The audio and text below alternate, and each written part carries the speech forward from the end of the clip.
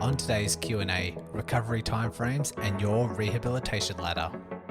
Welcome to the podcast helping you overcome your proximal hamstring tendinopathy. This podcast is designed to help you understand this condition, learn the most effective evidence-based treatments, and of course, bust the widespread misconceptions. My name is Brodie Sharp.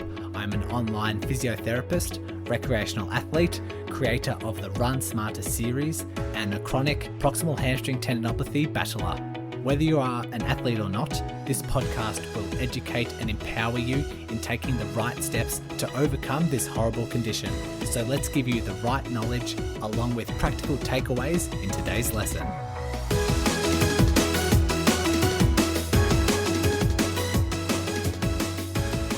I'm going to have to apologize straight off the bat because it is very echoey in here. I have just moved house and I am in my room, which will soon be my physio clinic. I'm converting part of this new house into a physio clinic, and at the moment there is nothing on the walls and there are concrete tiles, and so everything, sound waves are just bouncing off everywhere. So while I get furniture and I get artwork, and it's going to take some time, but we're going to have to manage with a little bit of echo at the moment. I had this idea of starting to do Q&A episodes. I've done Q&A episodes for the Run Smarter podcast, and I thought, why not just reach out on PHT, like Facebook groups and on social media, ask around and see if anyone has any questions. I'll definitely be doing this in the future. So keep an eye out. Jump onto the proximal hamstring Facebook groups. I'm a part of two of them specifically, and I'm going to be a bit more active on there and start bringing more awareness to the podcast itself. But I'll let you know the ones that I'm on at the moment. So Proximal Hamstring Tendinopathy Help and Support Group is one that I'm going to be quite active on. And the other one was the Avulsion, Proximal Hamstring Tendinopathy and Avulsion Facebook group. So keep an eye out if you want to submit some questions. But I've got some really nice ones coming in here. Let's dive in. So Jane asks, I am a chronic PHT sufferer. I'm working with a trainer who is also an osteopath. Yesterday I did star lunges, I did isometric bridges and isometric bridges on the bench, and also side planks with clamshells. Today I have DOMS in my quadriceps, which is fine, but my hamstring tendons are very sore as well. How can I progress after 7 years of PHT and slow loading during those years and still get these flare-ups that are quite intense? Okay, so we're looking at a scenario where Jane's had this PHT for several years now. It seems like it has been trying to implement some strength and conditioning, trying to progress her strength training, but is still getting these random flare-ups, which understandably is extremely frustrating. This is where I like to introduce, which is a part of the title, the rehab ladder. So when this sort of behavior occurs, when you try something out and you think you're going well, like management's going well, symptoms are going well, you're slowly building things up, and then all of a sudden you try a new workout or try a new exercise or try a new progression and it flares things up. We often need to go back to the understanding of this rehab ladder. Now, the rehab ladder is, say, at the first couple of rungs is where your current capacity is where your current body capacity, but also PHT tendon capacity, that being strength, endurance, power, is where you're currently at. And as we work our way up the rungs of the ladder, we're progressing in a way that's just following normal progression protocols that still triggers adaptation but doesn't flare things up.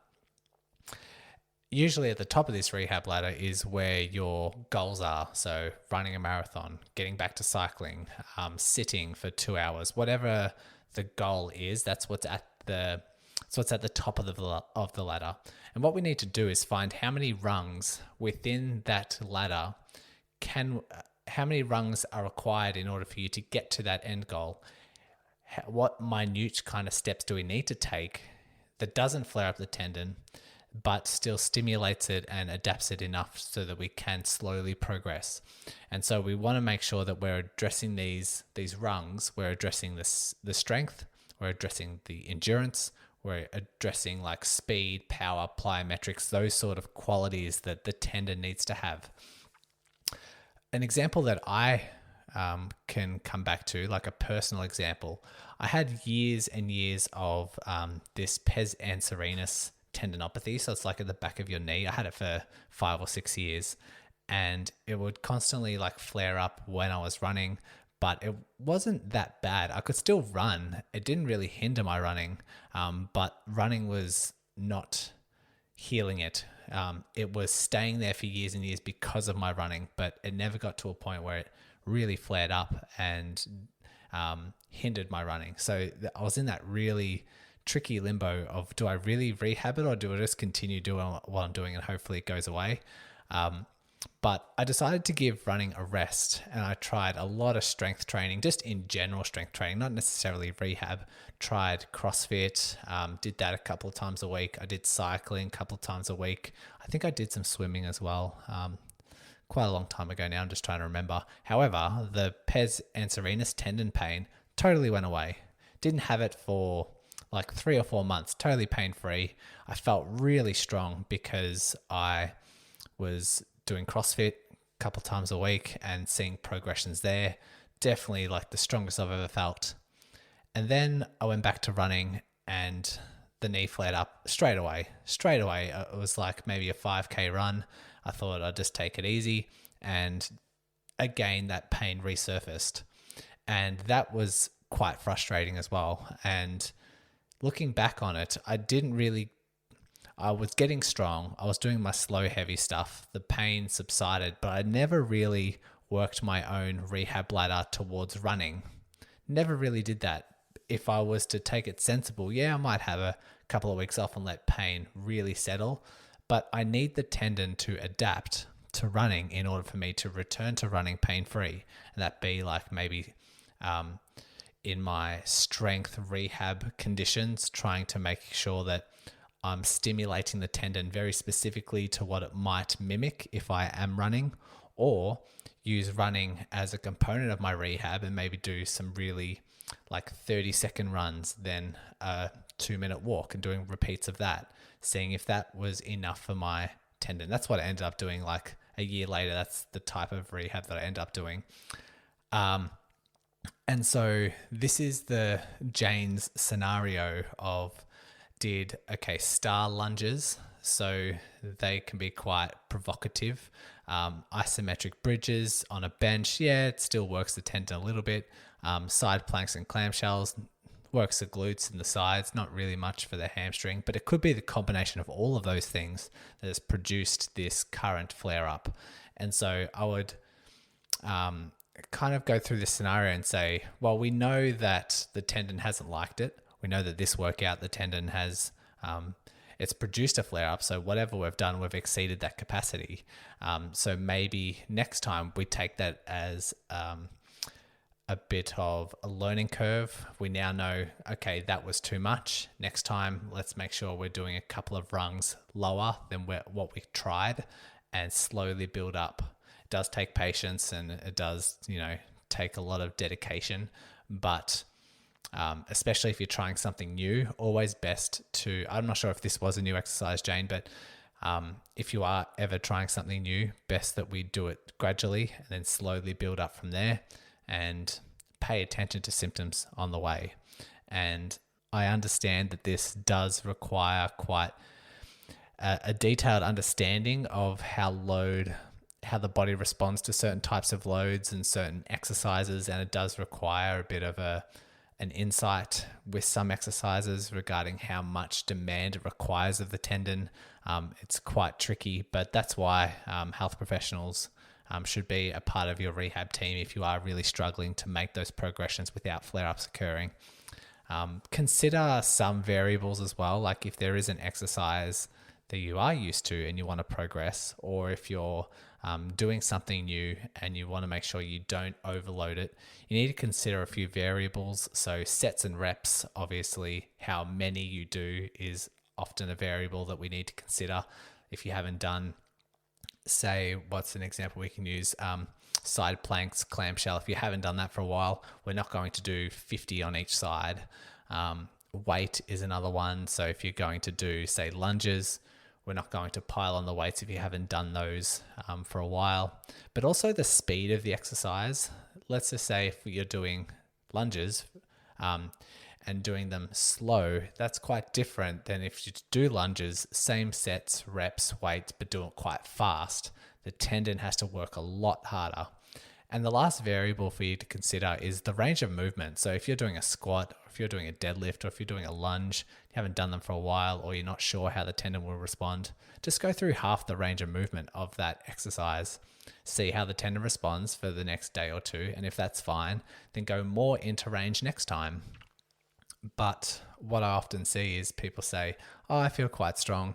Body weight exercises should be okay. And they're doing full range, say plyometric lunges, or a lot of bounding exercise, and they underestimate how much demand that requires of the tendon.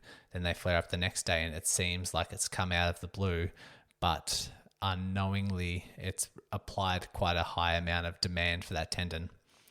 So that's the bulk of that kind of scenario. But we also need to consider other things. We also need to consider pain science.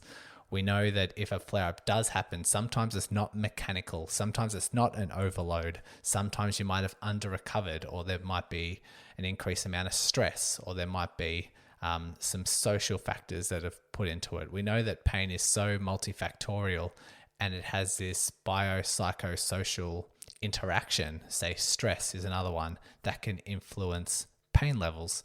And so we also want to keep that in the back of our heads when we're talking about these sort of scenarios. Jane also asks, as kind of like a part two, part of what,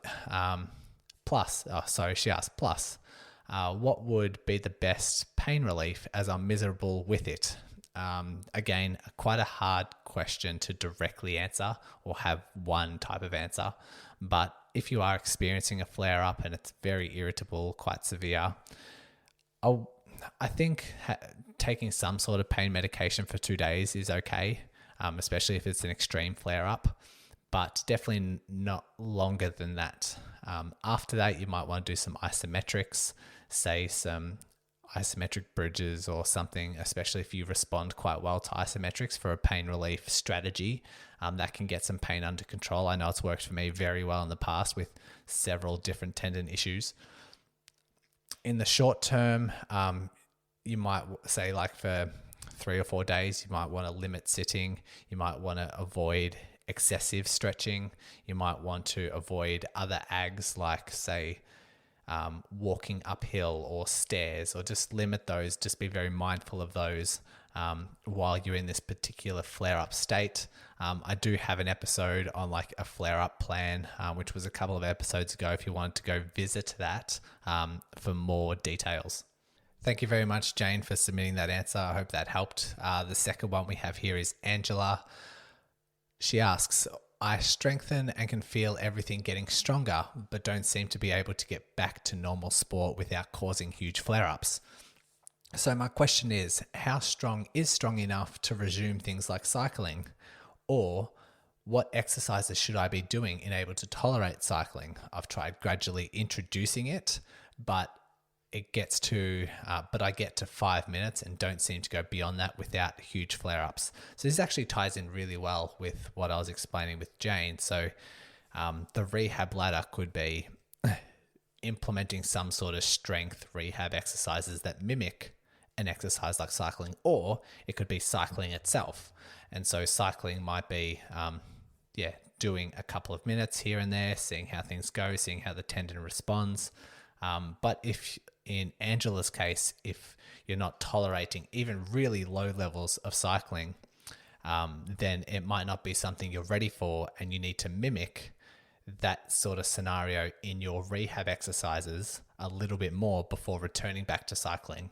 But there are some modifications you can do for cycling. I'm not sure, Angela, if you have tried these out, but you also want to look at how first of all, the intensity of your pedal stroke. You want to make sure that when you're getting into it, it's really, really light. You want to make sure the variables of whether you're wearing cleats or not. If you are having cleats, which like the shoe clips into the pedal, you're working your hamstrings more as you pull up in the pedal stroke. Your position on the bike, so it might be that you're leaning quite far forward because the seat might be quite high, or you're just tucked into a bit more of what we call like an aero kind of position. That puts a lot more compression on the tendon. You might also look at the type of seat, so the seat might be quite wide and actually compressing the tendon against the sitting bone because the width of the seat is quite wide. So a few things there, but if you've checked all those out and the tendon's still flaring up after a couple of minutes of cycling, then it's probably best we go back to rehab and mimic as much as we can. So I guess some tips on some exercises that I really like if someone were to be in this scenario would be to progress your single leg deadlifts. I think single leg deadlifts kind of mimic that hunched over compression. The hamstrings still working quite hard and into deeper levels of compression. If you can, Angela, already do single leg deadlifts with, say, like a maybe a 15 pound or like a 10 kilo sort of weight, then potentially do speed. So you're going slow down that single leg deadlift and then you're trying to come up quite quickly. Another exercise would be the Nordic kind of hip dips, where you're doing kind of that Nordic exercise, but you're only bending at the hips, which I've described in the podcast several times. You could do like a prone hamstring curl, say with a band or with some weights. But you can also do that prone hamstring curl into a little bit of hip flexion. So you might have like some pillows, or you might have a step or something comfortable underneath your hips when you're lying on your stomach to do this curl. So your hamstring is already in, or while your hips are already into a bit of flexion, your hamstring tendon is into a bit of compression, and then you're doing that hamstring curl that kind of mimics that upward stroke pedal of your cycling pedal stroke. And then if you're doing quite well with that, then you can introduce speed. So curling that band or curling that weight quite quickly and then releasing it quite slowly and doing repeats of that. If you are doing those sort of exercises and you're getting really good at them, I can't see a scenario where you get on to a bike for 5 minutes and it still flares up. I just don't see that happening. So give that a try. See if you can progress and be a bit more creative to mimic the cycling pedal stroke. Just see how things go with that. Angela also asks a part two. She asks also, when does pain actually go away? Does it ever go away? So throwing on the tough questions here, I wouldn't say it's really time-based. You shouldn't really focus on how long till it gets better, because it's been like, we see this on Facebook groups all the time, or people ask me all the time, I've had it for 6 years and it's still there, so how long does it take to go away? And I think they're hoping that I provide like a timed based answer, like, in 2 months time it should be fine. But it only really depends like from when you have an optimal rehab plan in place. If you're currently doing something that's stirring up the tendon, you do that over and over and over again, it's never going to get better. So not necessarily time-based, but it's only once you start implementing a really regimented, really effective, really optimized recovery plan, that's when things can start turning around. And we know from previous episodes that the experts will say that from when you start your recovery, and that's with a good rehab plan, usually takes on average around about 6 months, but we also know it can sometimes take 12 months or sometimes more than that. So general frame of mind, but I can't highlight this more. it needs to be from good rehab. I know a lot of people say, yeah, but you always say strength, you should do strength and conditioning or strength rehab. I've done it for 12 months now, I'm still there, but they only ever do body weight exercises. They are still doing activities that flare up the tendon. They're not in building a lot of good management practices. So going back to this, does pain ever go away? We also know that chronic pain can be quite tricky as well. I've had chronic pain episodes on this podcast for a reason. It's because that pain can persist beyond tissue healing. So that tendon can get quite strong. The tendon can the capacity could be quite high. Physically, based on what the tendon can tolerate, you could go back to a lot more, but we still know for some people pain persists. And that's just the intricacies, the difficulties, and the hard thing when it comes to chronic pain. That's why I have the chronic pain episodes in there. Have a look back to that if you are more interested in that sort of topic. The other point that I would add is that it says, does pain ever go away?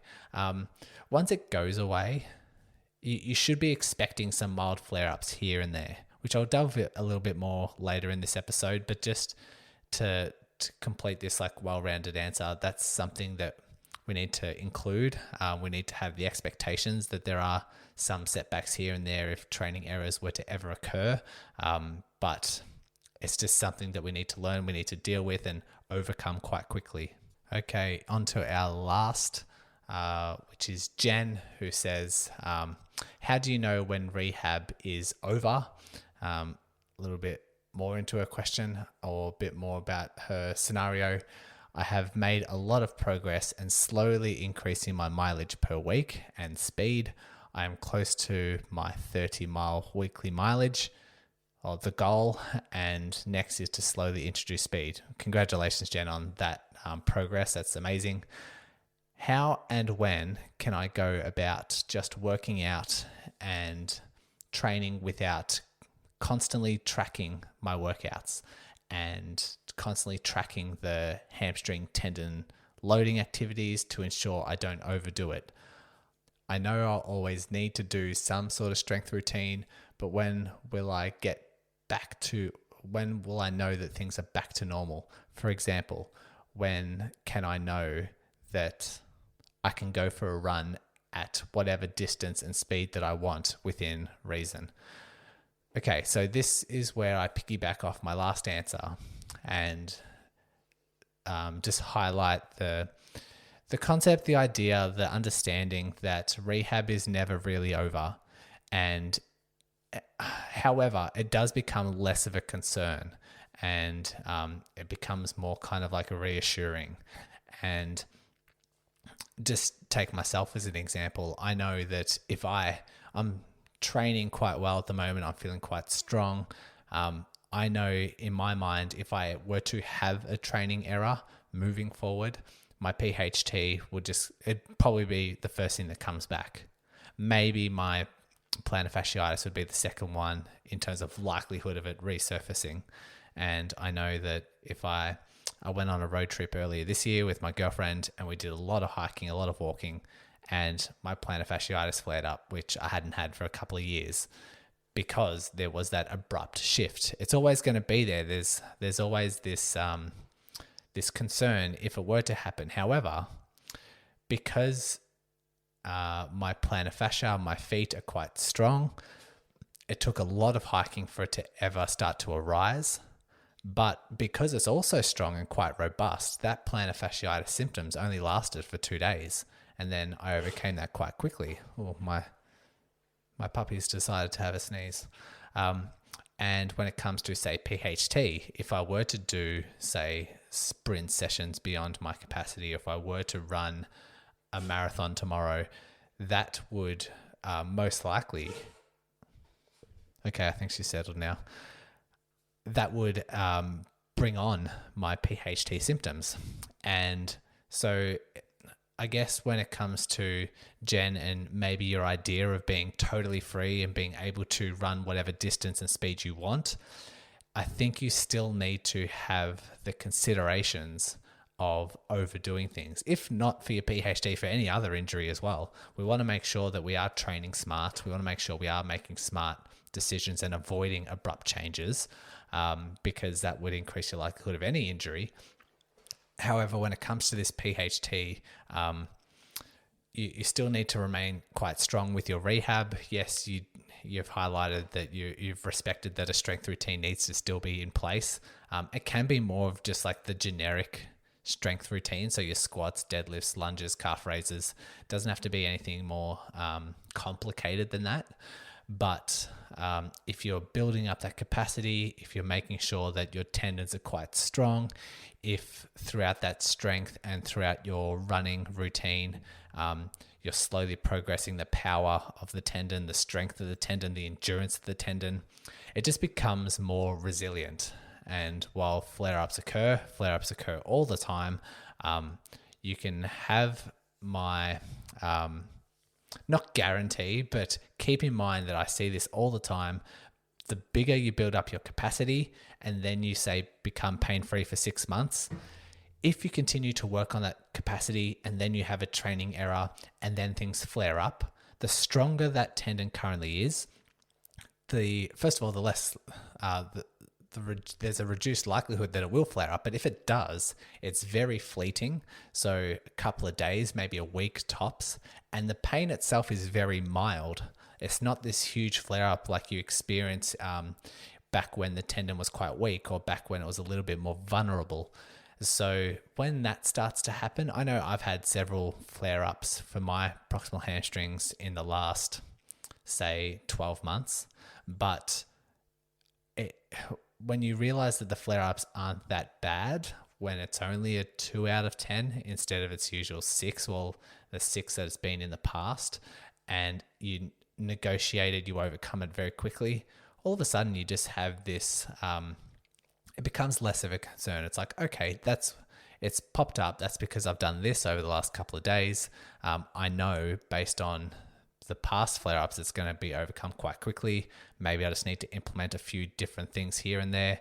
Maybe I need to spend a couple of days being more conscious of my running or the loading that I'm applying to those tendons. And then then you overcome it quite quickly. So have the reassurance and the confidence to know, but also the realistic expectations that rehab is never really over, but it does become less of a concern if you do all the right things.